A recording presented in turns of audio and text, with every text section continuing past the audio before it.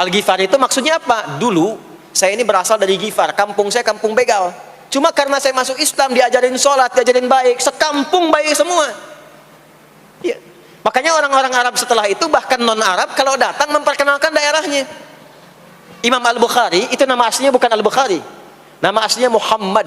Punya bapak namanya Ismail, punya kakek namanya Ibrahim, kakek buyutnya Al-Bughirah, yang buyutnya Al-Bardizbah. Tinggal di kecamatan Ju'fah, Kabupaten Bukhara, Provinsi Khorasan, sekarang negaranya Uzbekistan. Karena berasal dari Bukhara, datanglah beliau kemudian ke Arab, sekarang ke Jazirah, ke Mekah, ke Madinah, memperkenalkan, saya bukan orang Arab, saya dari Bukhara. Rumusnya tambah alif lam di depannya, ujungnya tutup dengan i. Al-Bukhari, saya dari Bukhara. Diperkenalkan, maksudnya apa? Islam sudah masuk ke tempat saya, orang-orangnya sudah baik, orang-orangnya sudah khusyuk. Itu memperkenalkan. Orang tua kita Syekh Yasin dari Padang, maka diperkenalkan Syekh Yasin Al-Padangi. Syekh Ahmad Khatib dari Minangkabau, Syekh Ahmad Khatib Al-Minangkabawi. Syekh Abdul Somad dari Palembang, Syekh Abdul Somad Al-Palembangi. Syekh Nawawi dari Banten, Syekh Nawawi Al-Bantani. Ya, nanti ada Pak Ghafur dari Pondok Indah, ya, Masjid Raya Pondok Indah, datang ke Mekah umrah haji, ana Ghafur al Masjid Raya al Pondok Indahi gitu. Itulah salat. Salat. Jadi salat itu merubah keadaan kita lebih baik. Itulah sebabnya kenapa 5 waktu. Karena Allah inginkan di setiap waktu kita jadi orang baik. Di setiap waktu kita bahagia. Setiap waktu selesai persoalan. Datang masalah subuh, ya, antara subuh ke zuhur kan ada masalah tuh. Gak mungkin ada orang dari subuh ke zuhur gak punya masalah tuh, gak mungkin. Tuh wajahnya udah kelihatan tuh. Ya, makanya kita datang, ya, menghadap kepada Allah, minta diselesaikan, minta diberikan taufik, sujud kita. Diberikanlah solusi. Zuhur ke asar ada masalah, datang saat asar. Asar ke maghrib punya masalah, datang. Makanya semua ulama dulu seperti itu. Al-Bukhari itu menuliskan kitab sahihnya itu 16 tahun. Setiap satu hadis akan ditulis, salat dulu. Salat dulu. Begitu tenang, nyaman, baru tuliskan. 16 tahun. Itulah salat. Nah, dari sekian waktu yang 5 kali itu, ada waktu yang spesial. Waktu spesial inilah yang ingin saya bahas, yang tadi disampaikan dalam pengantar sambutan. Jadi ini inti yang mau saya katakan. Ini barusan muqaddimah tuh. Barusan muqaddimah. Baik. Kan kita salat berapa kali sehari? Kita hitung. 1, subuh. 2, zuhur. 3, keempat.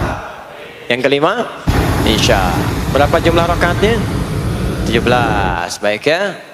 Itu nomor telepon untuk koneksinya. Koneksi kita dengan Allah nomornya catat ya. 24434. Ya, kalau ditanya berapa nomor koneksi dengan Allah? 24434. Subuh 2, zuhur 4, asar 4, maghrib 3, isya 4. 5 waktu kan? Baik. Di 5 waktu ini kita dijaga, diinginkan menjadi hamba yang baik, bahagia, nggak lekat dengan masalah, tuntas semua. Saking sayangnya Allah sama kita. Kalau nggak sayang nggak disuruh sholat. Itulah sebabnya ketika diperintahkan menunaikan waktu sholat, diberikanlah gambaran waktunya. Tapi yang jadi persoalan kita sekarang yang akan dibahas, di antara sekian waktu itu, ada waktu-waktu yang spesial. Ada waktu-waktu yang spesial. Dari mulai subuh ke isya itu, ada yang dispesialkan oleh Allah karena ada bonus berlipat di dalamnya. Waktu apakah itu? Mari kita bacakan dulu mulai dengan Quran surah kedua ayat 238. Paling kanan sebelah atas di mushaf standar. A'udzubillahi minasyaitonirrajim. Bismillahirrahmanirrahim. Mohon izin saya agak lambatkan sedikit ritmenya karena ini inti yang mau kita bahas. Tadi muqaddimah makanya saya percepat ya. Hafizu 'alas salawati was-salatil wusta wa qumu lillahi qanitin. Hafizu. Kalau Bapak Ibu lihat mushaf terjemah, diterjemahkannya dengan jagalah. Jagalah itu ihfazu, hafidha yahfaz. Tapi kalau ada alif setelah ha, hafizu, itu berarti fi'il madhinya, past tense-nya, akar kata kerjanya hafadha, yuhafidhu. Alifnya mufa'alah, bermakna saling. Jadi mengartikannya begini, hafidhu ala sholawati. Hei, hendaklah kalian saling menjaga waktu sholat. Kalau saling itu sendirian atau banyakan? Banyakan. Jadi kalau bapak di rumah ada 5 orang, bapak, ibu, dan 3 orang anak, maka jangan soleh sendirian, Pak. Ingatkan anaknya, ingatkan istrinya. Istri bangun duluan, ingatkan suaminya. Makanya waktu sholat itu, maaf, jangan cuma disandarkan pada azan yang kita dengar di masjid, harus hafal. Bahkan nanti gini, di Quran surah keempat ayat 103 itu, di ujung ayatnya, itu ada penanda ciri standar orang beriman. Maaf, kita tanya dulu nih, kita beriman tidak hari ini? Halo, beriman? Hati-hati ya, karena kata Nabi ada yang subuh beriman, sorenya sudah kufur tuh. Ya, yusbihu mu'mina wa yumsi kafira. Hati-hati ya. Yuk, apa ciri orang beriman tuh? Iman itu konfirmasinya bisa didapatkan satu melalui suara adzan. Adzan itu sama dengan penanda waktu sholat. Tahu dari mana iman itu bisa dicek dengan suara adzan? Quran surah ke-8 Al-Anfal di ayat yang kedua. Innamal mu'minuna alladzina idza dzukirallahu wajilat qulubuhum. Sungguh insan beriman itu ciri standarnya bisa dilihat. Kalau disebutkan nama Allah, ada konfirmasi iman dalam hatinya. Jadi iman itu letaknya di kolbu. Nanti konfirmasinya lewat suara adzan, dipanggil, disebutkan nama Allah. Makanya disebutkan nama Allah 5 kali dalam sehari untuk mengecek iman ada nggak dari subuh sampai isya. Ya, Allahu Akbar, Allahu Akbar.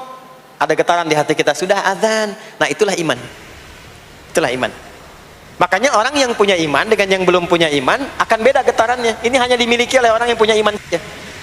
Yang belum punya iman nggak bisa, nggak punya itu. Allahu Akbar, Allahu Akbar. Surah apaan nih? Toanya kencang banget, ya. Tapi kalau orang beriman, Allahu Akbar, Allahu Akbar, ya Allah sudah adzan. Itu konfirmasi itu.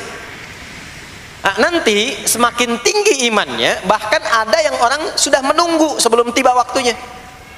Tadi subuh jam 4:13 di sini. Ada yang nunggu dari jam 3. Padahal belum dipanggil. Ya.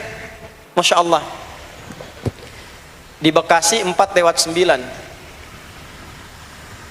Allahu Akbar, Allahu Akbar. Adzan. Ingat dia. Nah, itu ciri beriman. Cuman imannya standar. Jadi bukan iman yang kuat. Standar. Kuat belum, lemah tidak. Allahu Akbar, Allahu Akbar. Jam 4:09. Jam 3 sudah bangun. Nunggu itu. Iman yang kuat. Masya Allah. Ada yang baru subuh dan nunggu isya. Tunggu. Kuat. Ada yang sudah qomat, sudah la ilaha illallah, belum kepanggil, dipanggil 4:09, dia baru bangun jam 9:04.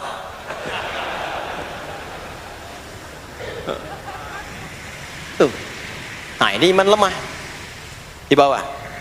Ciri standar, karena dipanggil ingat, maka ciri standar orang beriman itu tahu waktu sholat. Harus tahu, Pak, Bu. Itu standarnya. Itu ada di Quran surah keempat di akhir ayat 103. Innas salata kanat 'alal mu'minina kitaban mawquta. Kalau pakai terjemah balaghah itu bunyinya begini, sungguh orang beriman itu pasti tahu waktu sholat. Nah, jadi kalau ditanya jam berapa zuhur nanti belum bisa kita jawab dengan sempurna, itu artinya apa? Imannya belum naik itu ke level standar, belum menguat. Ya, ini poinnya. Nanti kapan waktu sholat itu tiba? Kalau ada yang belum ingat, jangan dibiarkan tidak ingat. Makanya kata Al-Quran, saling menjaga ya waktu sholat itu. Jangan sampai di keluargamu, ada temanmu, kolegamu, bahkan tetanggamu itu nggak tahu waktu sholat. Bahkan nggak sholat, itu bahaya. Kalau memang sayang sama anak, ingatkan. Sayang istri dengan suami, ingatkan. Tanda istri beriman yang cinta dengan suaminya, tanda pertamanya ketika mengingatkan suaminya pada semua hal yang disukai oleh Allah. Begitu sebaliknya.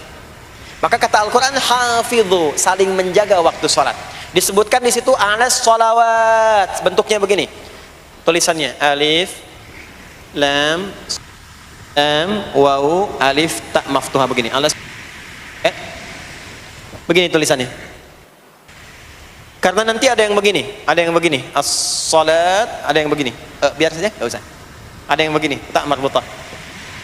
Seperti Al-Baqarah ayat 3, alladzina yu'minuna bil ghaibi wa yuqimunas shalah. Begini tulisannya. Ada yang begini. As-salat pakai alif, ta, begini. Tapi di Al-Baqarah ayat 238 tulisannya begini. Alas salawati, taknya terbuka. Secara singkat begini, secara singkat. Kalau tulisannya begini, maka yang dimaksud salat fardu. Yang dimaksud salat apa? Salat fardu. Salat fardu itu ada berapa? 5 waktu. Maka kata Allah, hei, saling jaga ya. Waktu salat yang fardu itu yang 5 waktu. Di antara yang 5 itu ada yang spesial. Was-shalatil wusta, waktu yang pertengahan. Tengah-tengah di antara 5 waktu itu. Yuk kita tuliskan dulu sebentar. Sebentar. Salat ada salat apa saja? Subuh, kemudian zuhur, kemudian asar, kemudian nggak cukup, ambil ke sini, maghrib, kemudian isya. Subuh, zuhur, asar, pindah sini, maghrib, isya. Lihat rumusnya. Jadi yang sholat pertengahan yang mana? Jangan lihat tulisannya itu, ya, karena subuh di tengah-tengah disebutnya subuh ya. Sholat pertengahan yang mana? Asar apa subuh? Subuh apa asar? Apa dalilnya? Kita pakai dalil. Nah, sholat pertengahan itu disebutkan oleh Nabi itu ada 2. Ada subuh dan asar. Qala Rasulullah sallallahu alaihi wasallam yata'aqabuna fiikum malaikatul laili wa malaikatun nahari fi salatil asri wa fi salatil fajri. Berebut semua malaikat yang bertugas di siang dan malam, berebut membersamai kita. Kalau berebut itu artinya kalau ada yang berdoa diaminkan, kalau ada yang mohon ampun diistighfarkan oleh malaikat. Jadi malaikatnya minta kepada Allah, ya Allah ampuni si fulan, ya Allah ampuni si fulan, ya Allah si fulan, dan seterusnya sampai selesai. Itu khusus di salat asar dan salat subuh. Sampai kemudian thumma yas'aduna ila sama, kemudian mereka para malaikat itu kembali bertugas masing-masing, lalu Allah mengonfirmasi kepada mereka untuk menunjukkan kebenaran tugas malaikat yang tidak bermaksiat. Allah Maha tahu tentang hambanya, Maha tahu. Tapi Allah ingin menunjukkan kepada kita apa yang benar dari lisan malaikat itu, yang nggak pernah berdusta. Ya, maka Allah bertanya kepada malaikat, bagaimana keadaan hambaku ketika engkau tinggalkan?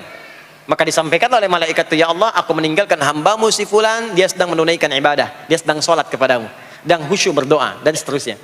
Maka apa jawabannya? Saksikanlah, ketika malaikat menyampaikan sedang ibadah, maka turun bonus dari Allah untuk mengampuni dosa si hamba itu.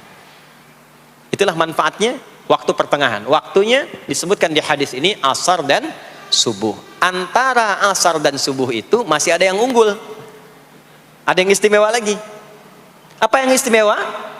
Antara asar dan subuh yang istimewa terletak di subuhnya. Jadi dari 5 waktu ini, yang pertengahan asar dan subuh, karena amal di bawah ditunjukkan untuk mendapatkan penilaian langsung dari Allah seketika dan memberikan jawaban dari apa yang kita inginkan, asar dan subuh. Tapi dibandingkan asar dengan subuh, bila keduanya dibandingkan, dua-duanya mulia. Maka subuh punya kemuliaan yang tidak dimiliki oleh asar. Ya, makanya nanti asar bisa bertemu dengan zuhur, masih ada jama, masih ada qasar. Maghrib ketemu isya, masih ada jama, ada qasar. Ya, tapi subuh nggak bisa di jama, nggak bisa di qasar. Ya, makanya subuh letaknya jauh, ke isya jauh, ke zuhur jauh. Ya, saya mau jamaah, ya jama antara isya dengan subuh biar nanti bangunnya sekalian gitu, nggak bisa. Ya, maghrib masih bisa di jama dengan isya, isya di qasar, dari 4 jadi 2. Maghrib gak bisa dikosor, karena 3 gak mungkin jadi 1,5. Ya, zuhur udah 2, masa mau dikurangin lagi? Subuh udah 2, gak mungkin dikurangi lagi. Maka dari itu subuh menyendiri-sendiri.